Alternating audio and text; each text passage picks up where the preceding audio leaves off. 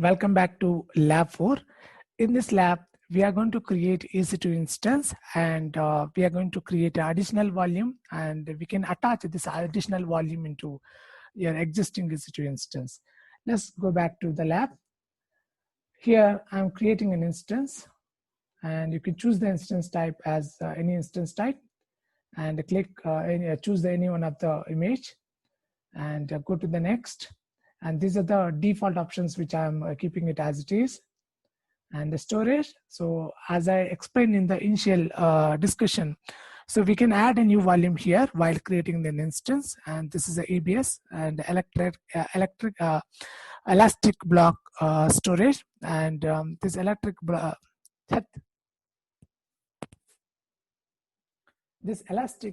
storage. So if you see this option, so this is unchecked. This means that, okay, once you delete and once you terminate the instance, but your this EBS volume should be preserved and it is available for the next instance. So when you are actually storing and when you are actually working with any database applications or any configuration changes or any production instance, it is recommended to always mount EBS so that even your system is crashed and your volume it is already available, and then you can attach it to any new instance. So here I'm not going to create EBS here at the runtime. So I'm going to create volume once the instance is created, and then I'm going to attach that. So and create and review and launch and create the instance, and I'm using the default public key here for accessing the EC2 instance. So let's go to the services.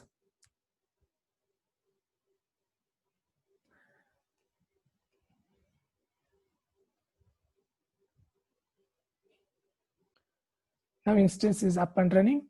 You can click on the instance, connect, and select the connection string. So access that instance. So now my instance is up and running and I'm able to even access it.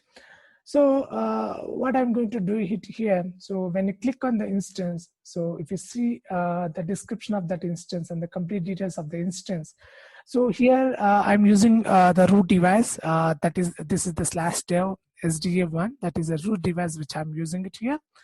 And I'm using it as 8 GB of memory. So if I go to the volumes, so here I can see that, okay, which are the volumes which are currently created for the respective instance. So what I'm going to do here, I'm creating the new volume here, and the volume size I'm specifying it as a 10 GB, and the type of the volume you can choose any type of the volume here, from the existing the volume type.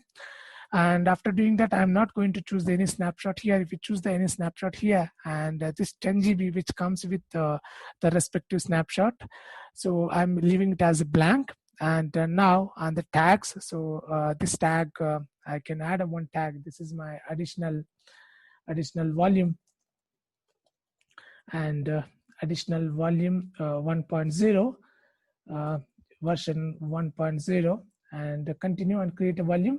So now I created a volume here, and if you see that I have two volumes here. So one volume is in use and one volume is available, that volume which I have created for 10 GB. And this 10 GB of volume, so what I can do, so I can attach to existing EC2 instance. So you can go to the actions and attach this volume to the existing instance. And if you click on this section, so you can find that, okay, which are the instances are running on the same region. Okay, so let's go back to the instances and check that, okay, how many instances are running. Only one instance is running, which is under US East 1. And now go back to the volumes. You can select the existing the available volume and click on that volume, and click on the actions and attach this volume. And here is in this pop-up, you can find that, okay, how many instances are running for the specific zone US East 1E. Please keep in mind here, whatever the instance, if your instance is running on US East 1E, and this is the zone which I'm running my instance. And if you create your volume into any different zone, and this will not allow you to actually map and attach this volume into your existing EC2 instance. So keep a note on that. So if you want to attach any volume, and your volume should be the same zone as your instance. So, and I'm selecting this available volume, and click on the attach volume, and select the instance. This is the instance which is in a running state, and attach this volume. Okay, so after successful attaching, so here you can find that, okay, there are two instances, two volumes which status is in use. Okay, both the volumes which I have mapped with my existing EC2 instance. Go to your existing EC2 instance. So earlier I can see that only one instance which is mapped here, that is a root instance. Now one more instance which is added for here, that is a dev SDF. This belongs to the 10 GB, and SDA it is belongs to 8 GB. Select the instance.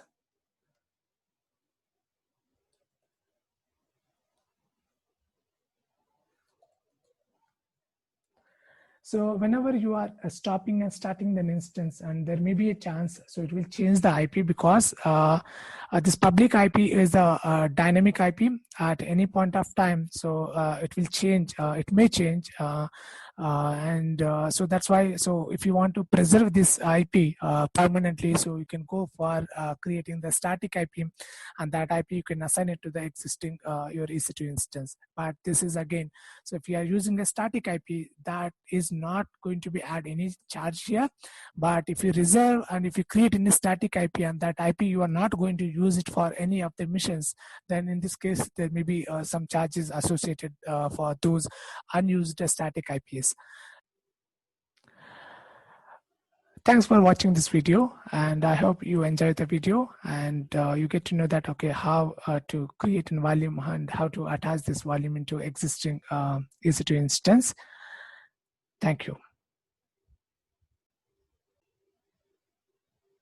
Thank you all. Hopefully this series of videos give you a chance to work with AWS services, and I will see you in the next series of videos and labs.